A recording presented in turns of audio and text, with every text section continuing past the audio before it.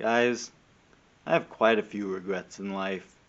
From mistakes I've made on YouTube, to taking people for granted, to not watching Phineas and Ferb as a child. Seriously though, I can't believe that I only just started watching Phineas and Ferb. I mean, it's arguably one of the most defining TV shows of my generation.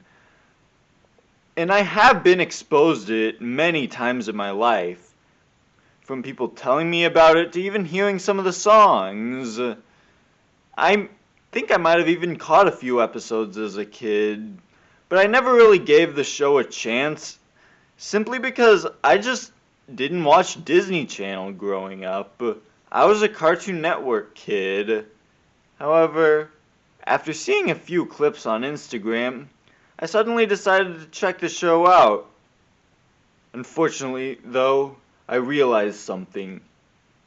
I have been boycotting Disney Plus for pretty much ever, and I'm not starting now.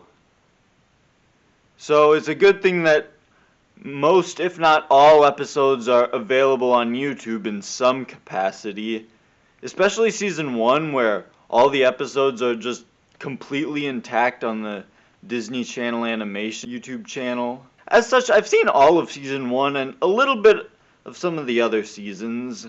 This won't be a deep, comprehensive retrospective since I haven't seen every episode. I just wanted to talk about the show and what I've enjoyed, what I've seen so far. First off, this show is really funny. The Phineas and Ferb plot will often have a good mix of character-driven humor and plot-driven humor derived from the inventions themselves. Meanwhile, the Doof plot just can be so ridiculous from his character alone and all his innators. Plus, there's a lot of great running gags. One of the most iconic aspects of Phineas and Ferb is the songs, and for good reason. They're all incredibly catchy and well sung. My personal favorites are What Might Have Been, because it perfectly sums up my love life, and Busted, because Candace and Vanessa hit the gritty. Hi, this is Editing Evan, and I just came across this other song that I now think is the best song in Phineas and Ferb, because it perfectly sums up the spirit of the show.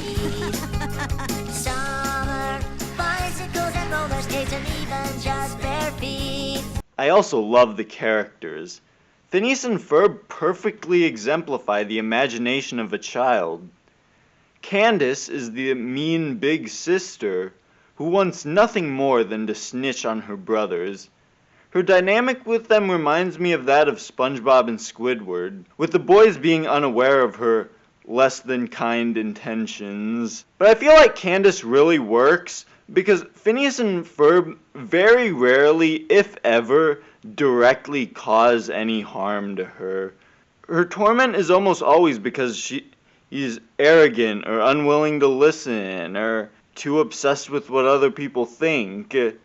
She's just mean enough that you're rooting for her to get her comeuppance, but she isn't so cruel that you don't buy any sweet moments that she does have with her brothers.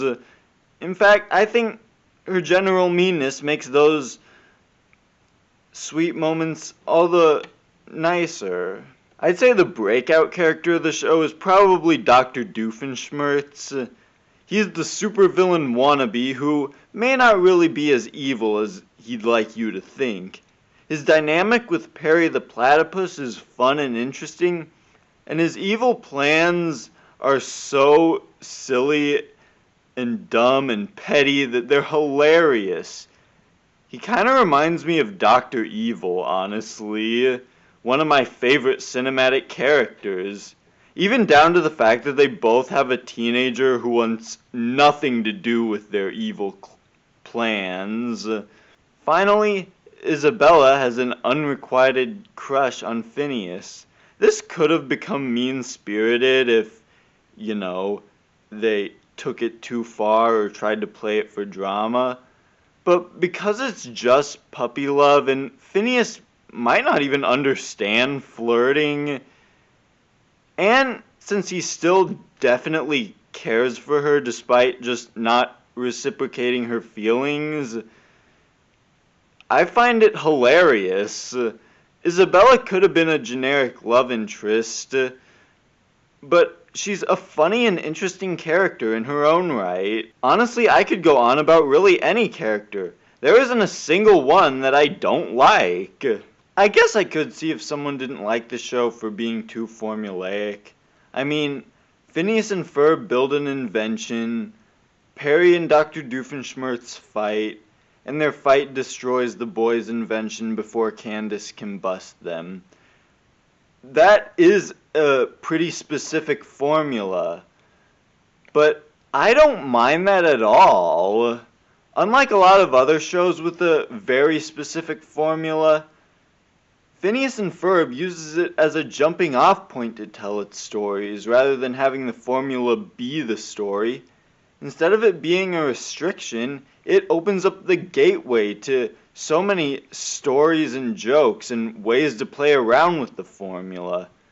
For instance, one episode has Perry and Candace switch bodies, so now Perry is Perry the teenage girl fighting Dr. Doofenshmirtz. Others have Perry and Doof team up instead of fighting. And probably my favorite example of them subverting the formula is when they just completely give Phineas and Ferb the plot they'd normally give to Doof, and give Doofenshmirtz the plot they'd give to Phineas and Ferb. Phineas and Ferb has arguably the most perfect premise for a kid's cartoon ever. The idea of making a cartoon about kids using their imaginations to create their own adventures is just such a genius concept that lends itself to so much creativity, and this show executes it perfectly. I'd say my favorite thing about Phineas and Ferb is actually its understanding of what it's like to be a kid. It really captures the imagination of a child. The adventures that these kids create for themselves are all what kids daydream about doing. They're not too dark or disturbing. They're adventures kids would see as fun, like being pirates or having their own animation studio or building a roller coaster in their yard. I also love how it takes place during the summer months. It really captures what a magical time that summer is to a kid. Overall, I think that charm and understanding is what makes Phineas and Ferb one of the best children's shows ever. As C.S. Lewis said, a children's story that only appeals to children isn't a good children's story at all. And Phineas and Ferb really understands that. Instead of only being watchable by kids, it makes adults feel like kids too.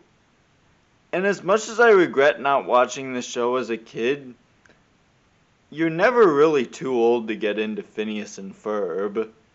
It may not be my favorite cartoon ever, since it's hard to compare it with cartoons I've loved for years now, like The Simpsons, Futurama, and Gumball.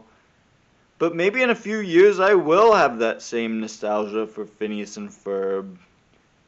But even without that bias, this show is great.